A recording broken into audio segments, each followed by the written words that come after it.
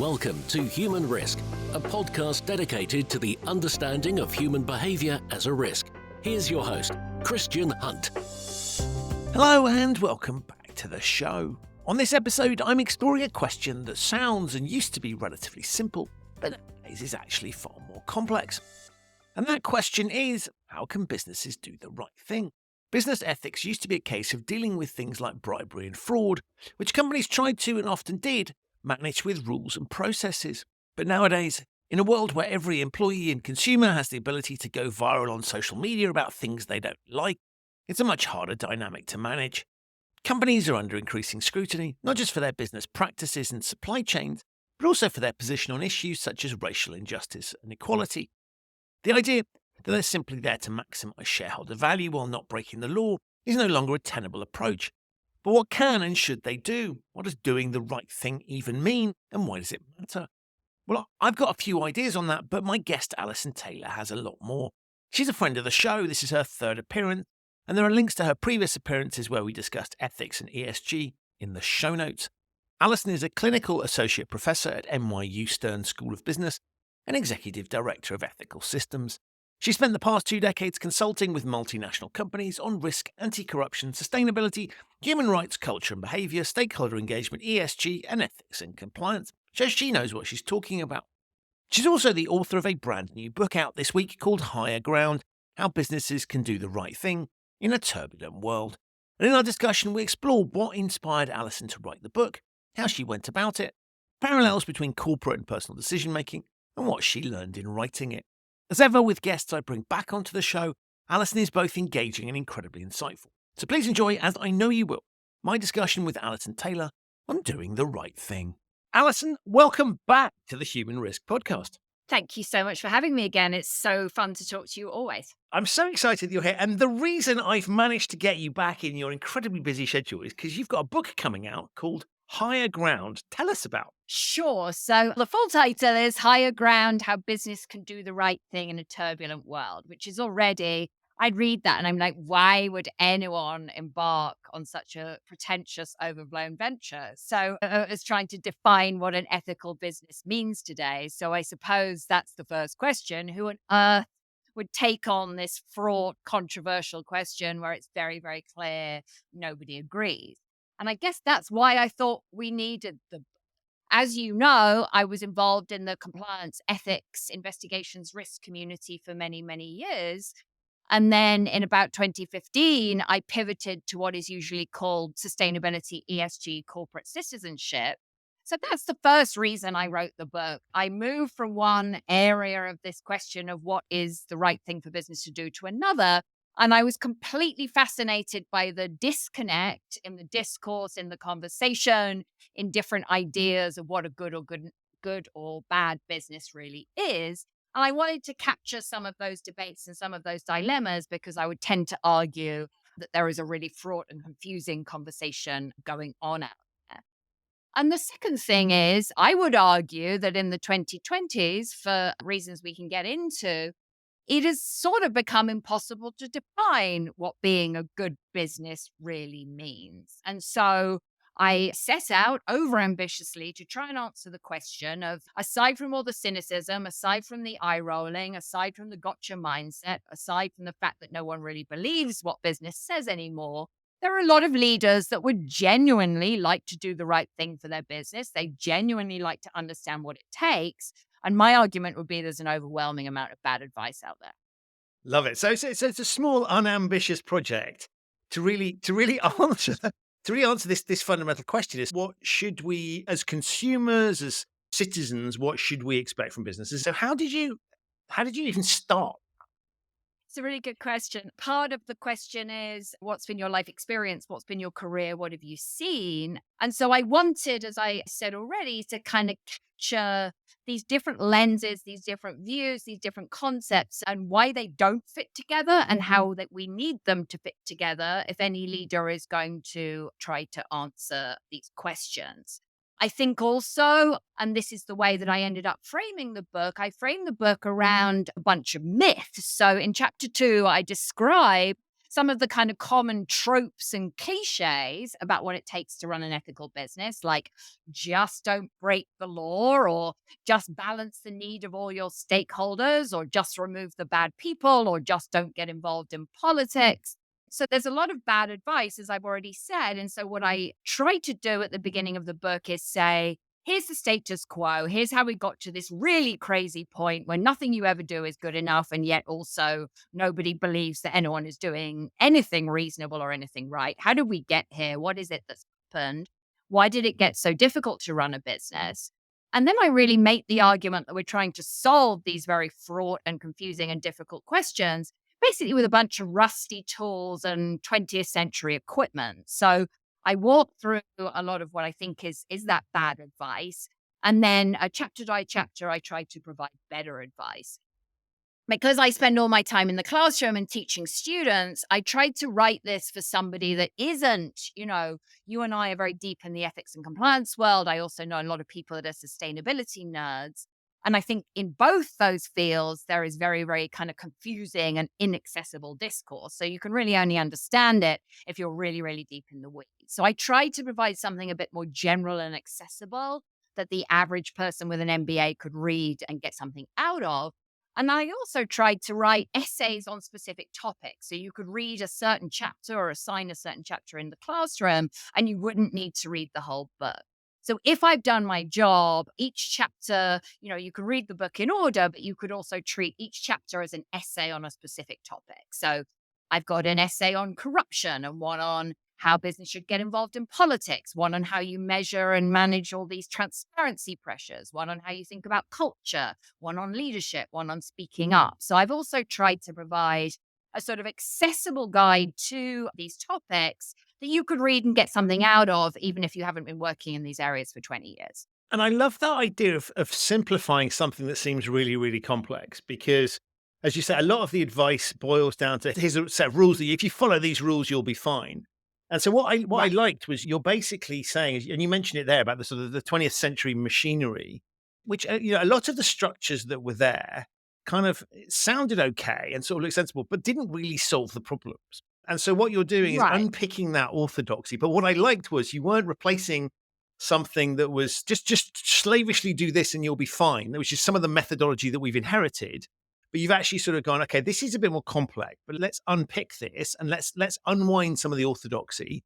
But here's some user-friendly stuff that recognizes the complexity that's there. Yeah, that's what I tried to do, at least, Christian. Whether I succeeded, we will find out. But that is exactly what I tried to do. And I think, this sort of rusty equipment idea, I think actually these tools and approaches did work okay for a long time, but they assumed certain things. So one of the things I think has changed is the kind of amount of transparency, the amount of information. Something I'm very fond of saying is that leaking is the new whistleblowing. So I think employees, if they're upset about something, they're kind of less likely to call the whistleblowing line and hope someone in compliance will listen. They're more likely to put their views on social media or to speak to the press or to get together with other colleagues and kind of try and organize and push their bosses to do something different. So kind of arguing everyone should call the whistleblowing line doesn't really take account of how much the whole idea of speaking up has transformed. That's just one example of why I'm saying a lot of stuff worked really well for a long time, and for various reasons, it doesn't work anymore. Let's understand those reasons. Let's understand the new pressures hitting business, and then we might be able to design better approaches. The other thing I'd say is I certainly don't think I have all the answers, but the big argument in my book is that we're kind of asking the wrong questions. And yeah, we're kind of peddling solutions that don't work anymore. So we're not going to come up with better solutions unless we acknowledge that. And then we try and have a better conversation about what this actually takes. And what I see out there is we're not really having that conversation. There's just a lot of vested interest sort of saying, exactly, just do this, just do that, everything will be fine. Just have a sustainability program and your stakeholders will believe you. It's not true. And so we just kind of need to call out these things that aren't working if we're going to come up with anything better. And of course, all of this, and then this points exactly to the theme of this podcast, is all of this revolves around people. And I think one of the things that's uncomfortable if you are somebody that's used to doing things in particular ways is a lot of what you're proposing is to say, well, we've got to rethink this. So as I was reading it, I thought if you're either if you're new to leadership and you come at a fresh approach, or you're somebody that's relatively open minded and sees these things, then that transition is a lot easier. But for some people, this is going to be incredibly hard, right? Because it means unpicking a lot of the methods, possibly that got them to the positions that they're currently in, but also just those are the tried and tested things they've always done. And so in many respects, this is going to be, from a behavior change perspective, I could see there are some people who will not like this at all because this is difficult. Other people, I can go with this because it feels. Have you had any sense of that in terms of the research that you're doing and the conversations you're having?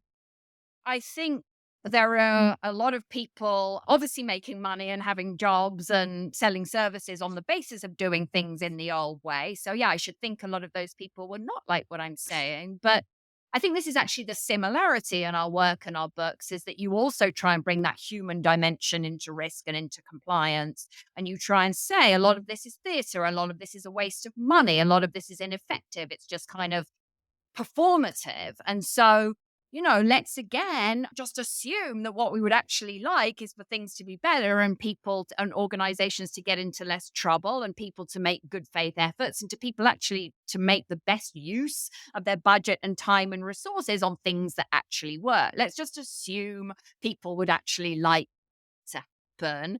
And we're not just ticking the box and saying what we think people want to hear and hoping the regulator or the public or our employees will leave us alone. Let's assume we actually want to make things better.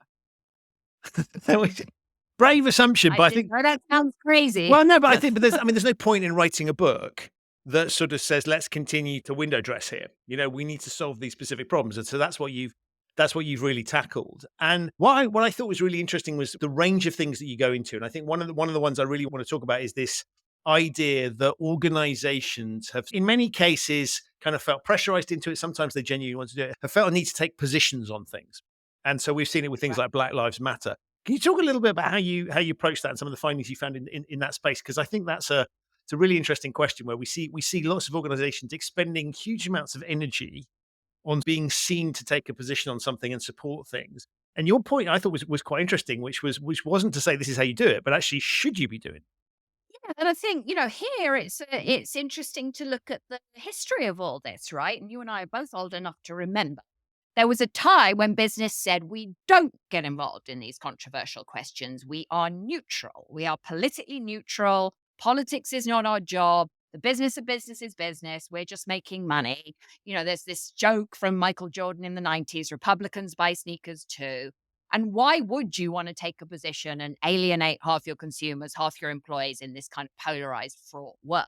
So one interesting question is how business got drawn into this in the first place. The example I give in the book and that I tend to give is 2014, a teenager gets murdered by the police, Michael Brown in Ferguson. That's what sparks Black Lives Matter protests. At that time, apart from Jack Dorsey, no business leader wanted to get involved in taking a position on what had happened in Ferguson. We all know that by 6-7 years later, when George Floyd is murdered, every business in America is weighing in on those questions. So one question we need to ask is what changes between 2014 and 2020, and how did businesses get drawn into taking these positions? There's a story here about Trump. There's a story here about political dysfunction. There's a story here about transparency and social media. There's a story about shifting values.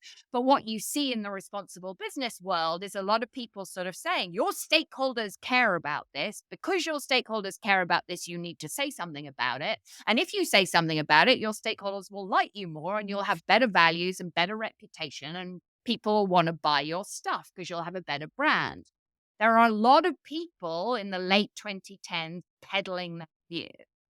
And the Business Roundtable says it. We now need to manage business in the interests of all stakeholders. Larry Fink says it. The Edelman Trust Barometer says it. There are tons and tons and tons of surveys, during that period sort of saying, the public wants you to take positions on controversial topics. So I don't think it's super surprising that business leaders and their PR teams have got drawn into this idea that if any of your stakeholders cares about this thing, you need to be saying or doing something about it. The other thing to sort of say about this is at the beginning, this did seem relatively black and white. Trump making incendiary comments on immigration. Business needs immigration, so business spoke up on immigration. Trump pulls out of the Paris Climate Agreement. Business needs to support climate change if it wants to attract young workers apart from anything else. Even when Putin invades Ukraine, seems pretty black and white. You've got to pull out of Russia. You've got to say something about this.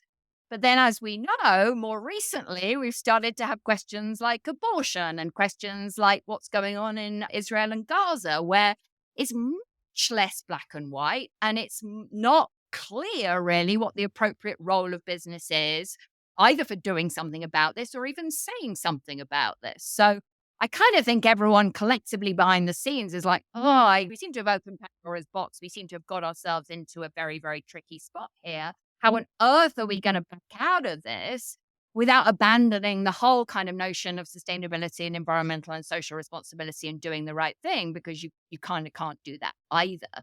So I sort of think we're in this interesting place where business is sort of trapped between Scylla and Charybdis. We've got people on the right and a lot of skeptics of sustainability and ESG saying, just go back to Milton Friedman, go back to shareholder value and just don't break the law. Well, good luck with that. I don't think that is a reasonable position to take anymore because of the way the expectations of young workers apart from anything else. At the same time, claiming that you can ambitiously on dozens and dozens of issues and solve the conflict in Gaza or solve reproductive rights in the US is clearly bonkers. So what do you need to do? These are the questions I try to answer. And I love that because as you were talking, as I was reading the book, I was thinking, well, this is actually a dilemma for all of us. Right. Because we can't duck some of these issues. Okay, there are things that I might be able to not take a view on. But if I start to think about things that are directly relevant to me, or I feel I ought to have a view for some reason, I can start to recognize it on an individual level. This is, it's actually quite hard. I mean, I can be idiotic about it and sort of have a very dogmatic view. But if I think and use my brain, you can start to see those complexities. I mean, just as an individual, you could start to, I do a lot of train travel. That doesn't mean I don't fly, but I sort of sit there and I do weigh these things up. And what would it on be? And you can sort of see the challenges that we're talking about for organizations also apply to us. And so the bit that's always astonished me was, on the one hand, it's something that we all, if we think, we can all recognize. And yet, when it's presented as in terms of organizations, it becomes much more complex. But this basic challenge you're talking about is, what does it mean to be an ethical individual? I think is a similar set of questions. And so I thought the book was interesting from the simple perspective. On the one hand, like I was nodding along thinking, well, that applies to me as, well, it's easy for me because I'm a company of one, but it applies to me as an individual as much as it does bigger organizations. And I thought, I can't solve these things for myself. So why should I expect anyone else to do it? And so I thought what was interesting about the analysis, I know it wasn't intended for this, but I think you're also helping people to think about how they react to these situations, because it's the same challenge. I think this is a really excellent point, and maybe what the point you're making raises, which is all these things are dilemmas for us as individuals. I think something that's new and something I see in the classroom is young people increasingly have the idea, I care about this issue.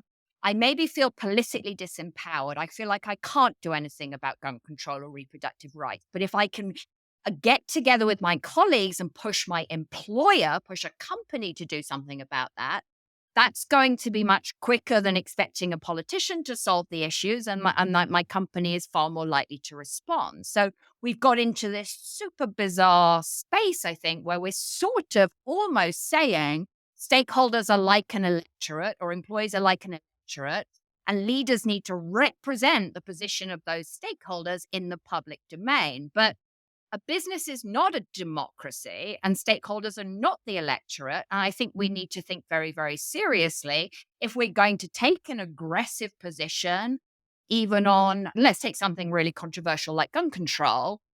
Is that appropriate to suggest you can represent your employees on this very, very controversial question? Are you creating a silent, resentful minority that doesn't feel able to say what they really think about this topic?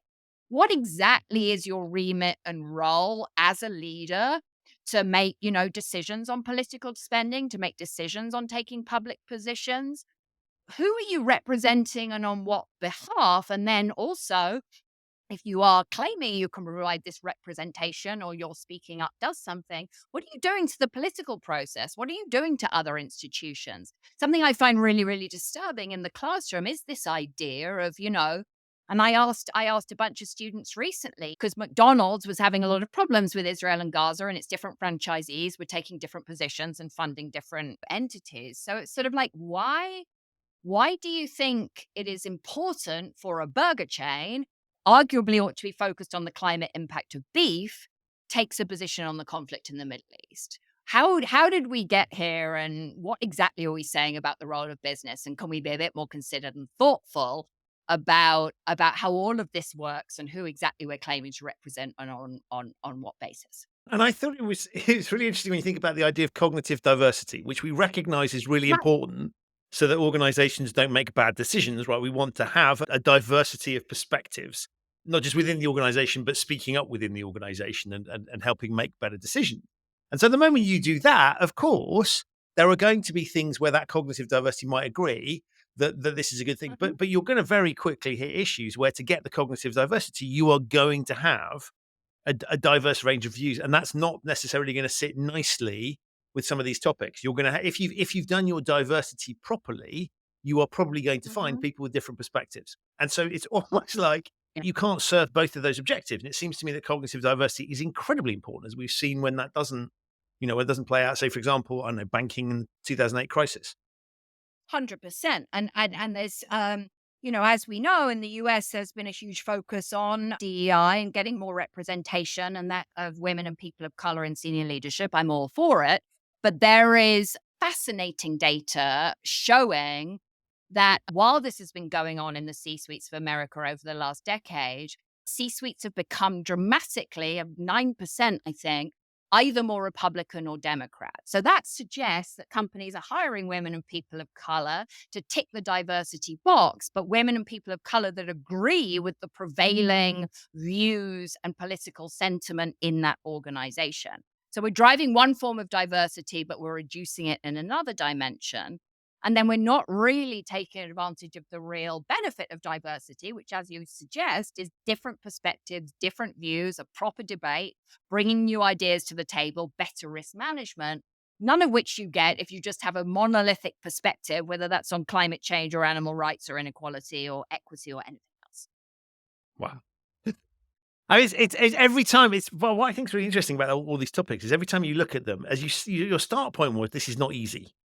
And it's Right. complicated and challenging, which is why we need the book and we need to have the sorts of discussions that we're having now.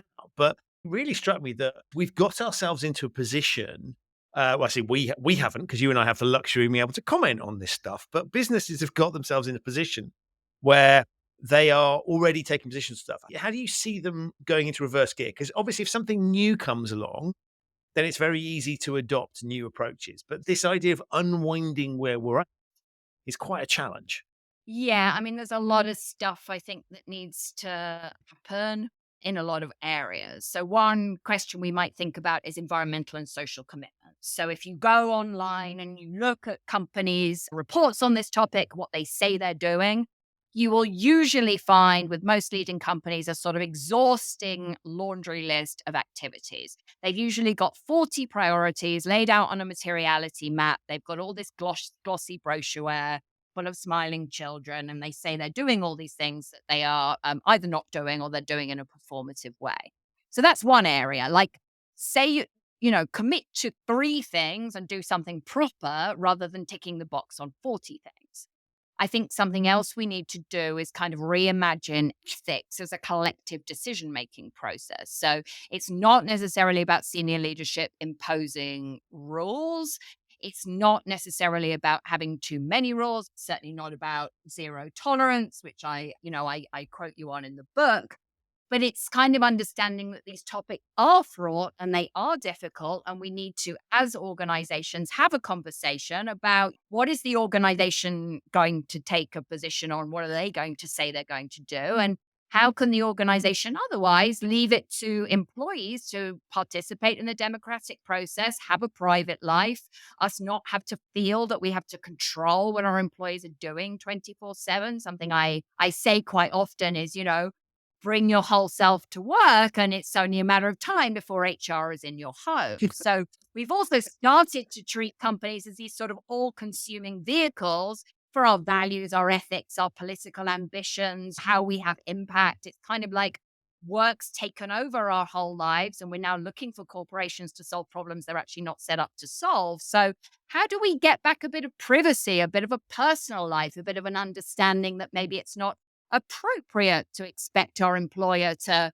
manage our mental health and our climate commitments and our, our political positions? Maybe we've kind of gone a little bit too far here. I thought that really strikes me as interesting when we think about career development, for example, because it's always seemed to me that if you're having a conversation about career development with your employer, and that's the only place you're looking at it, but by default they're conflicted, because unless you've got a really forward-thinking boss who's willing to let you go and do something else, the range of options that they can present to you is the range of options they have, and it might not be the best thing for you. So there's a really good illustration of where if we're depending on them to solve our personal problems, that's never going to happen. And I think that's what you've raised there is a really interesting way of thinking about what is employment. And yes, employers have Yeah. stepped into, in certain countries, employers have stepped in to take the place of what the state used to do. So whether we look at healthcare provision or anything else. And so I think there's a really interesting question there about, as employers look to provide more things to make themselves more attractive and to compensate for things that people can't get by other means or couldn't, it'd be more expensive to them to get, or they're just not available.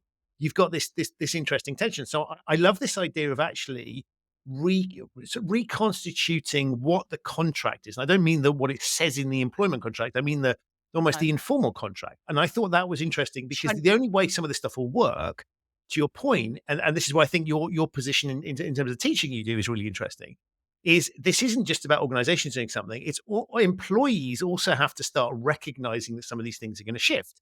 And so you can't have it both ways, to your point, which is if they're providing all these things for you, then actually that's starting to stretch into domains where you could see why it might be tempting for organizations to, keep a closer eye on what you're up to.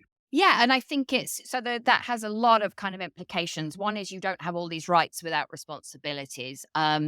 I guess, where I see all of this showing up, and kind of let's go back to the problem. The problem is, or one of the problems is that all these shareholder value pressures and investor pressures and making money and growing the stock price pressures haven't gone away. Now we've got all these new pressures on environmental and social issues, diversity, inclusion, human rights, politics, et cetera, et cetera. So it's easy enough for senior leaders to be like, we still care about values and but we care about employee well-being and diversity and inclusion and mental health and all this stuff. It's easy enough to go out there and say all this stuff and hope that more people want to work for you and stakeholders like you. Where the hammer point really is with middle managers. So then you end up, I ran a training session recently with a bunch of middle managers who were trying to get their Gen Z teams to sell advertising. And this was a Silicon Valley company. So in the kind of original COVID Silicon Valley boom, this company's making a lot of money and, saying it's really important to us in senior leadership that everybody has psychological safety and well-being and good mental health, and they can work wherever they like and blah, blah, blah. So there's all this kind of rhetoric from 2020. What then happens in this company is commercial conditions get a little bit tighter. And these middle managers are then being asked to manage performance and get rid of underperformers. And so then going to their teams and saying, well, now you need to sell some advertising or you're going to lose your job. And what these teams are coming back with is kind of, I feel really burnt out and depressed and I don't feel like doing it. And senior leadership has said, my mental health and my well-being is your top priority. So no, I'm not going to sell more advertising. And then those people are getting fired.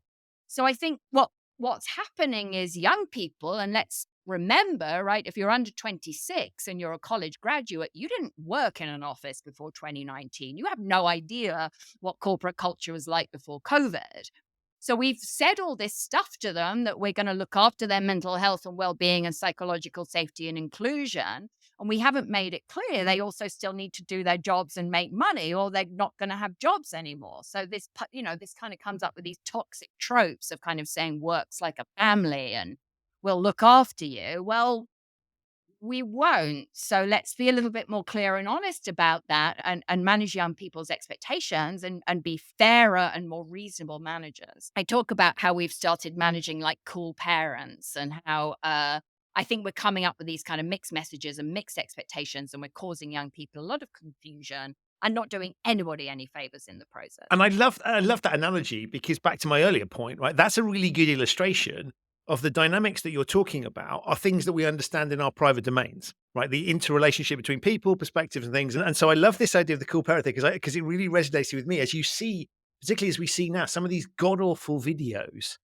of sort of you Right. need to come back to the office, and it struck me that a lot of what you're saying in the book is around clarity, right? And is don't say one thing and do another. Don't kind of hint at, don't go around like some sort of mafioso boss on the one hand with a big smile, on the other hand with a sort of threat, a knife behind your back. It was all about consistency. And again, all of these things are very human dynamics. We understand that on the basic level.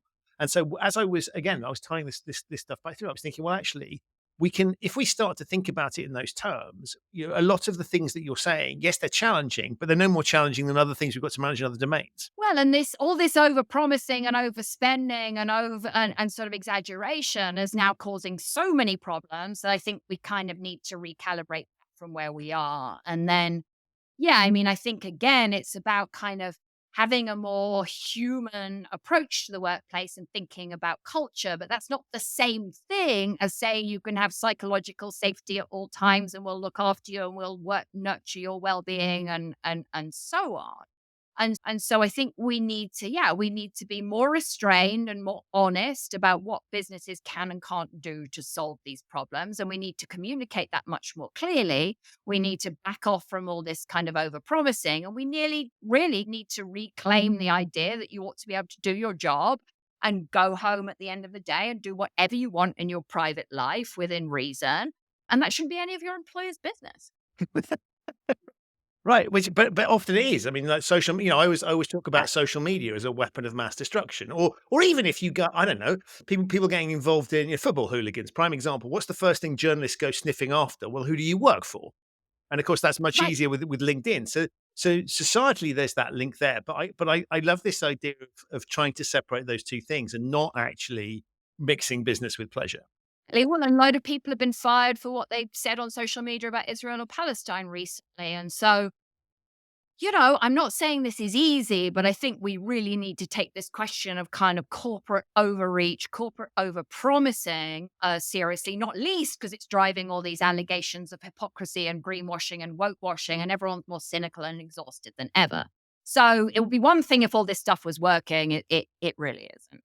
And that word you just used, exhausting. The work that you've put into this and thinking about the issues. I mean, this is tough stuff. Are you like you must be exhausted looking at it because I think even reading the summary and thinking about it it's quite. You start to go, this is quite a lot. You're dealing with this. You're thinking about this all the time.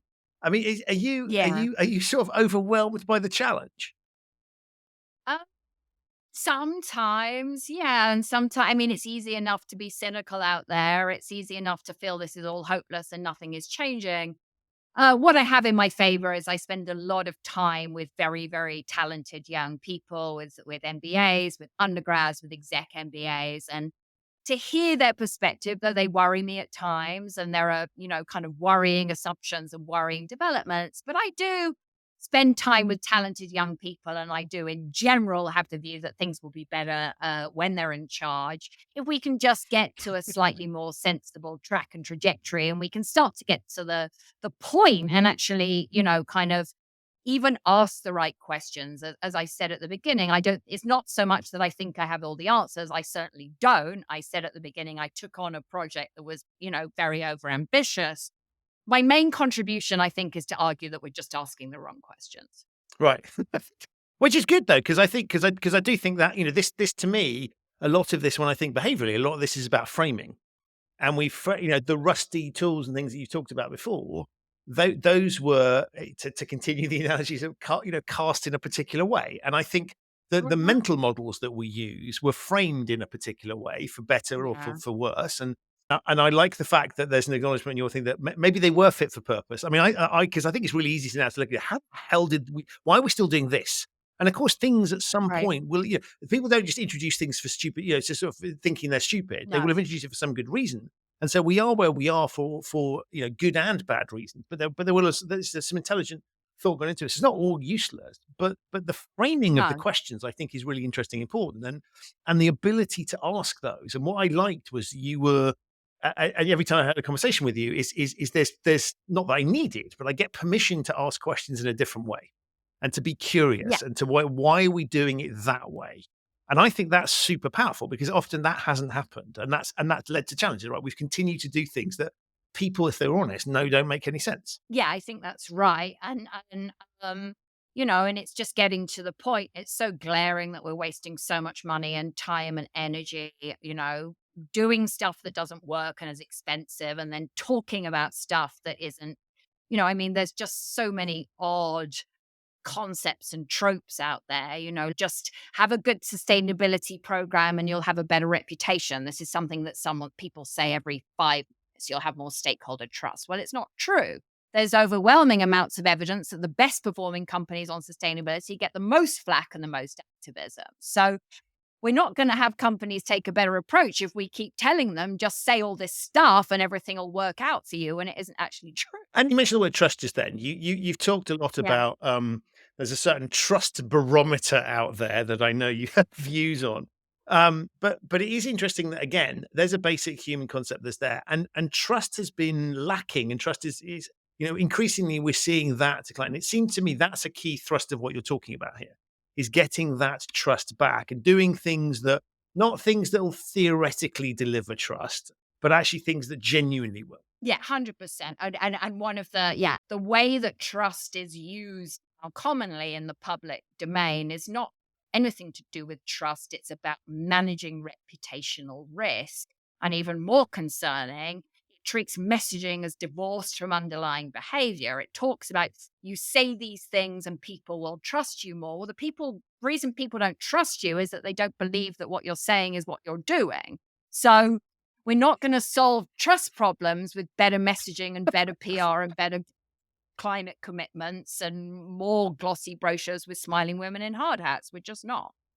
That's just and what I love about your approach is it is as and people can sense this, and this is why I think having the conversation is really powerful because you can read it, you can read between the lines in the book, and the way you write is clearly very energetic. But there's a lot of energy behind what you talk about. You passionately believe in this, and you really want to drive this mission, and that sense of energy around it. So, having asked you if you get tired, I wondered where do you get your sense of energy from? Is this been something? Is this sort of I don't know perception of injustice from the past, or I'm just intrigued because you are just relentless in pursuit of this agenda, and so I'm intrigued as to what drives that. God, that's a really good question. I suppose coffee, anxiety, spending a lot, feeling, I guess I'm genuinely upset about what's going wrong in the world. I'm genuinely upset about questions of climate change and inequality and all these controversial topics, systemic racism. And I perceive that a lot of what people are saying works and a lot of what people are trying is not making anything better and quite frequently is making stuff a lot worse. And I would like the world to get better. I would like us all to stop, boiling to death every summer. I would like to have a reasonable conversation about how to solve these problems. And I perceive that most of the conversations we're having are really just kind of doing the same thing over and over again and expecting a different result. And I'm bored and I'd like things to change. And so this book is my effort to change the conversation and try to get to the point. Read it and I was thinking it reminded me a lot of what you were saying reminded me of, and I'm sure you've read this, and if you haven't, you'll know what I'm talking about. Is David Graeber's Bullshit Jobs about Yeah. this? Oh, yeah. This Absolutely. which for listeners that haven't read this, this is basically Oh, an excellent such a good book book. that dissects. Are we doing things that are worthwhile? So he looks at everything from Yeah. plastic surgeons to people doing pointless bureaucratic processes and says this is bullshit and we shouldn't be doing it. Very provocative written. But as I was reading your thing, I just thought it's back to your point around expended effort. It's a similar sort of thing, isn't it? Is that tons of resources literally are being piled into things that don't work, and in fact, in many cases, make things worse. And so, as I read it, I just thought, I thought it was another plea to: can we stop doing stupid things? Can we honestly try and solve things? And can we make better use of the resources and talents that we have? Is that fair? It's totally fair. And let me give you a couple of examples. One is from compliance, right? We spend a lot of time rolling out stupid training programs that employees click through on boring Zoom calls. And then we obsessively monitor training completion rates. And we have no idea whether the training's effective, whether it's incentivized, whether there are meaningful punishments, whether any of it is working. I've also worked with a lot of sustainability and ESG teams, and the vast majority of them spend their entire time chasing disclosures all year. They don't have any power. They don't have any remit. They're not involved in capital allocation. They're just telling nice stories and hoping to deflect reputational risk. Now, in both those instances, there are very talented people that care deeply about these topics, as do most of us, because as you pointed out, these are personal questions as well. This is about the world we want to live in and what we think business should be doing to solve our problems. So there's all this expended waste and effort and frustration and wasted money, and none of it's working. And the public gets more cynical and pissed off, and we're more and more upset about corporate hypocrisy.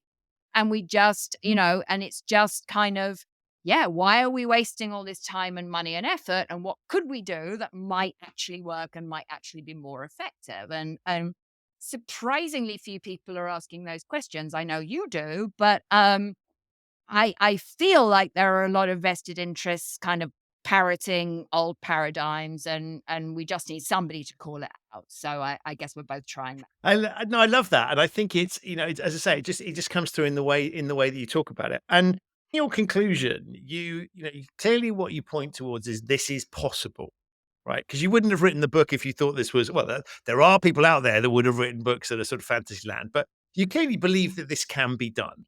And that we might not get to, and I love the idea of higher ground as well, because you're not talking about best practice or one of these sort of phrases that is again consultant speak. This is about, we all understand the idea that we want to sort of climb up, get to just improve things. And so I love this idea of concluding one. I think it's a very positive vision of sort of that, and it's relative, right? It's let's just improve things and get things better. And so the message I took from it is yes, this is hard, right? No one's saying it's easy, but actually we can do this and we can make improvements. And I guess anything is better than where we are now, right? So even if you're making baby steps and solving some of it, that's a good thing. Yeah. And so the metaphor of high ground is partly exactly as you described. We don't need to be perfect. We need to be better. We need to be on firmer footing with a better, clearer view. The other way I think about it, and this is kind of the illustration on the cover is supposed to illustrate, is supposed to show this. I think we're kind of trapped in this thicket of confusion where everybody's talking past each other. There's a lot of people very, very deep in one or these other worlds talking in a very nerdy way, in a way that's inaccessible to the general reader. And then we're kind of trapped in this sort of thicket of bad advice. So the other reason I think we need to get to higher ground and a better view is to escape all of these kind of traps and defunct ideas that are keeping us from seeing the problem. And if we can't see the problem, we're certainly not going to solve it. And I'm not grandiose enough to think, as I've already said, that I will solve these problems. I would just like to get us focused on what the problems actually are, because then people that are smarter than me can hopefully come with some better ideas, and then maybe we will solve problems. And look, there's a risk of what we've said so far sounding very negative. Who is doing this well? I mean, you've given some examples of things going wrong for companies in the books, but if we sort of looked and say where are some role models out there for people to not necessarily slavishly copy, but just to get a sense of this is possible. So this is a good question, and one of the arguments I make in the book, because there is this, name best practice, name someone that's doing a good job, and one of the arguments I make is that there's kind of no such thing. No one's getting everyone right. So if I were rash enough to name a company, which I'm about to, on your podcast, probably a load of people will be like, well, they're not doing the perfect thing, because what about X, Y, Z, which is kind of part of the problem. No one's going to do everything perfectly all at once. And then companies tend to develop expertise in response to friction. So very often, companies with bad reputations on a particular topic are the companies that are doing more on it than anybody else. So there are all these kind of uncomfortable truths here if we're starting to think about who's doing a good or bad job on things. So that all said, and let's hope none of your listeners write in to say what's wrong with this company. I use the example of Chobani, the private yogurt company. Yep. And I like Chobani. It's small and private, so it doesn't have the problems of a big multinational. But it focuses on the US agricultural system. It focuses on the food system. It focuses on problems it can actually solve. One of the things I really like about it is its manufacturing facilities are in red states, and it has been able to hire immigrants into these red states and employ them in their factories without suffering the kind of political anti-woke lash that a lot of other companies are having. And part of the way it's done that is by being thoughtful about these hires and being thoughtful about its culture. Part of the way it's done that is given employees proper ownership, proper salaries, and a proper kind of investment in this company. And I think that Chobani really treats its workers with dignity and respect in a way that a lot of other companies can learn from. Is it doing everything perfectly? No. Is it an answer for all other companies? No. But, in general, I think we need to spend less time judging whether companies are good or bad and more time understanding what practices are working in which pockets of which companies and be a lot more honest and thoughtful about that as well. But I mean, I love that caveat that you gave before, because again, we know that if a human being presents as being perfect, we find that Yeah, weird and suspicious. totally. And so, Yeah. and we've seen this countless times where individuals are, Mother Teresa would be a good example where there's Mhm. all the, people go looking for stories of imperfect, and of course you can find it because none of us are perfect and we're all flawed. And so I love this idea of actually, and again, I think the question of who's doing this well, that's potentially a bad question, right? Who's got some things we can learn from, and that might be a Yeah. negative thing or a positive thing, right? You just go, let's not do that, or what could we borrow from that? I think that's a really interesting example of the way you're reframing the question, because this idea, and that's where I think things like trust barometers and league tables and best practice are attempts to kind of codify something that is nebulous, and recognizing that a company Yeah. can be brilliant on one issue and appalling, or you could almost make the same decision, but just circumstances have changed, right? So actually, from so And you get praised for it today, you get criticized for it tomorrow. And so I love this idea of getting away from that idea of everything, is sort of brilliant or appalling, and we'll rank people. It's actually, there's a mixed bag out there. And so we need to just recognize that. And I think part of the thing is, and I don't like these kind of awards that companies get, no, or league tables, because I think that points to a sort of as if everybody's in the same position, and they're not. And they're a company, exactly. Well, exactly. A company is not a person. A company is not, got not a personality that we can judge as good or bad in the same way as a person. A company is a system, and a system is evolving. People are jockeying for power. There are battles going on for resources and culture and behavior and decisions and all sorts of things. So judging companies as if they're people is not very sensible. And then the second thing is there's such a gotcha mindset that nothing you ever do will be good enough. So I use the example of Patagonia, as we all know, a sustainability poster child. If I ask my students what's a good company, they'll all put their hands up and I say, you're not allowed to say Patagonia, and they'll all put their hands down. So, but the owner and founder of Patagonia decided to give away the entire business to charity for about 12 hours, everyone was like, oh, that's great. And then, I look again online another 24 hours later, and everyone's like, well, the business model's still based on plastic and they haven't given employees ownership. And, charity's never going to solve anything and blah, blah, blah. This isn't a solution. So even if you give away your business to charity and say that the earth is your shareholder, that's not going to deflect criticism. So, in conclusion, nothing you ever do is going to be good enough. And let's stop suggesting we can sort companies into good and bad and finger point our way to solutions. but I think that, but that's such a good example, because, as you're thinking about your teaching as well, because one of the things that, if you look at sort of, well, what's the staple of business schools, case studies.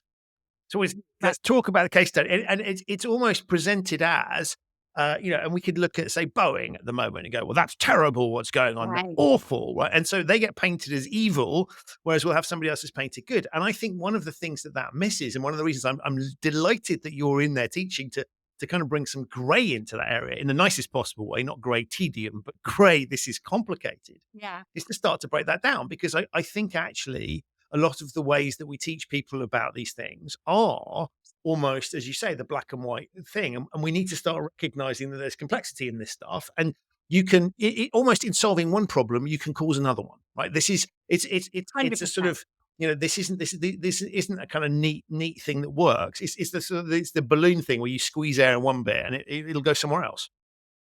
Exactly. I think that's exactly right. And then, and so everything is dynamic, everything's moving, no one's getting everything right.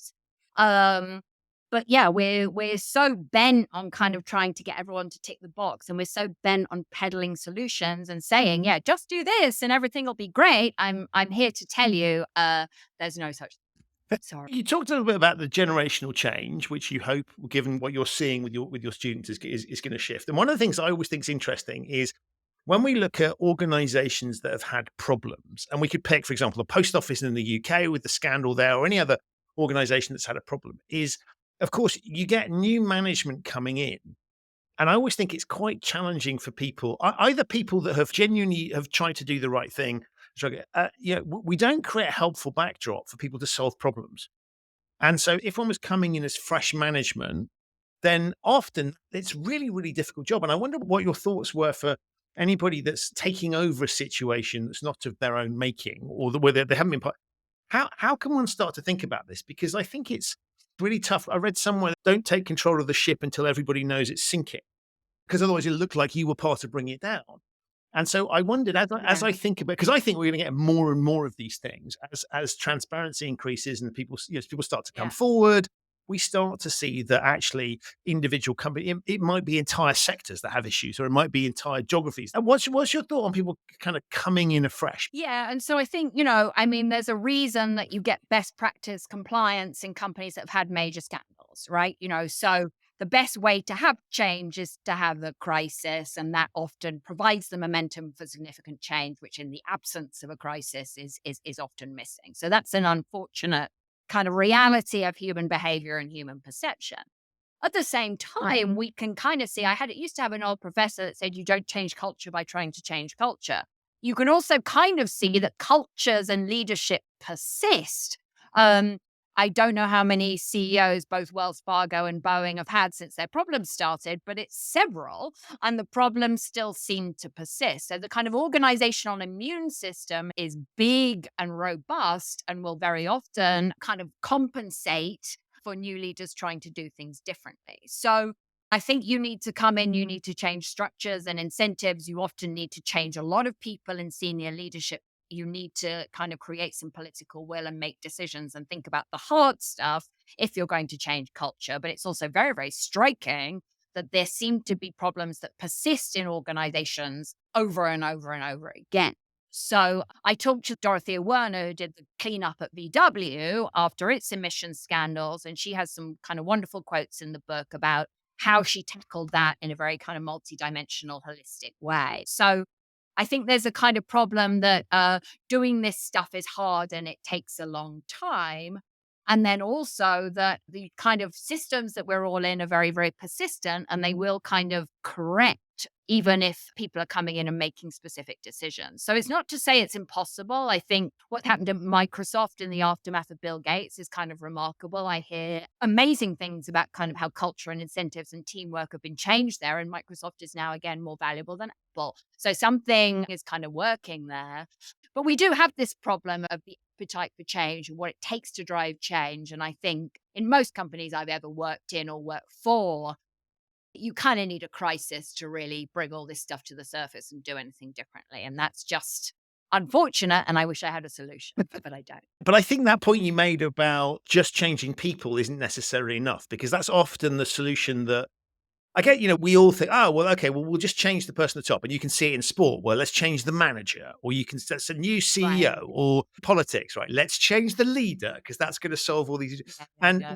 And I think what you're pointing towards is that some of these structures are much more complex. And I see it in the compliance space of, well, let's fire the bad apples, right? And then which, if you don't change the environmental factors, all that's going to happen is you're just creating, the same thing is likely to recur again, because these things are there. And so I like the idea. Having said this is all about humans, I think there's something really interesting about, we need to look at the fundamental structures that are there, and the plumbing and the incentives and all of these processes. And sometimes I think, And how those affect humans. Like we design structures without a view of kind of human behavior. And then, the other thing I think is, there's a tendency to say this is a problem, so we need to appoint a head of to solve the problem. Diversity is a problem. Let's have a head of DEI. AI is a problem. Yet let's have a new head of AI. Let's have a chief medical officer, because pandemics are a problem. So there's also this sort of knee-jerk, we'll solve the problem by having a chief blah, blah, blah officer. without thinking about how you embed these things in the system. So a head of DEI that has no power or resources and reports into some also powerless HR person is not going to single-handedly solve systemic racism. Let's be honest. And I'm laughing because you're absolutely right. It's exactly what happens. And it's sort of like, Right? let's just rearrange the org chart a little bit.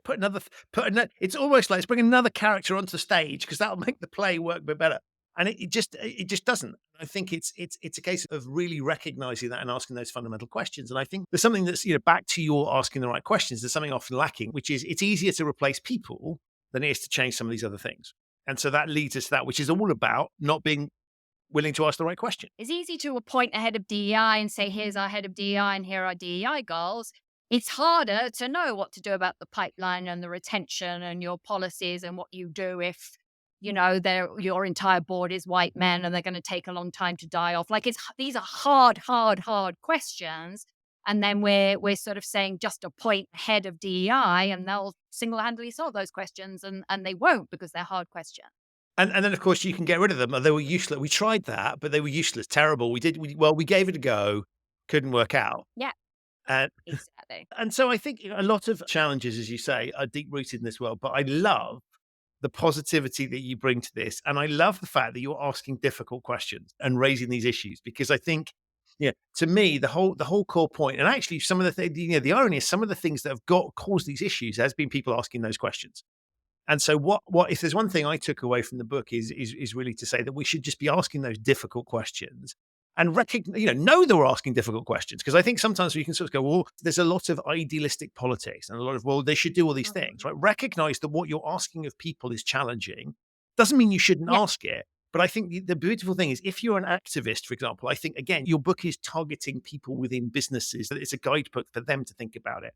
But I thought it was super powerful. If I'm an activist thinking about I want to influence it, have a read of that and think about what it's like from their perspective, because you're much more likely to get somewhere if you can recognize the pressures they're under. And that might mean praising organizations for the things that they get right while you criticize the things that they get wrong. And so I thought not intended for this, but I thought it was a great activist's handbook for thinking about these things. So I'm thinking about what I might write next, and that's one of the ideas on the table. But I like that idea. I think, a lot of it is, again, it's very easy and very good for one's ego to yell at all the hypocrites and think, they're terrible and I could do a better job. It's actually genuinely hard to figure out what that better job looks like and how you get from A to B. So that's the question I've tried to tackle this time, at least. Well, I'll tell you what, if I want to argue with a hypocrite, I'll just go and look in the mirror because I've got one of those already. Right. Well, all of us, right? We're all hypocrites. Exactly. Alison, as ever with you, the time just flies. So many more things to talk about, and I'm sure we'll have future opportunities. But for now, I want to say thank you for writing the book. But speaking of which, tell everybody what it's called and where they can find it. It's called Higher Ground, How Business Can Do the Right Thing in a Turbulent World. It's available. If you Google my name and you Google that, you'll find lots and lots of places to buy it. You don't have to buy it on Amazon. If you hate Amazon, you can buy it in major bookstores and online. You can also come to my website, which is alisontaylor.co. Brilliant. I will put links to all of those things in the show notes. I'll also, Alison, put links to the previous times that you appeared on the show and your Breaking the Fever podcast and a few other things that I think would be useful for people that haven't come across you yet to dive into. But look, as ever, it's been such a pleasure talking to you. But thank you above all for all the work that you do, because I think you're asking some amazing questions. I think your students are incredibly lucky to have you, as have we been for the past hour of the show. So thank you so much for all of those things. Thank you so much for having me. It's always just such a joy to talk to you. Amazing. Thank you. So that's it for this episode of the Human Risk Podcast. My enormous thanks to Alison for appearing and to you for listening.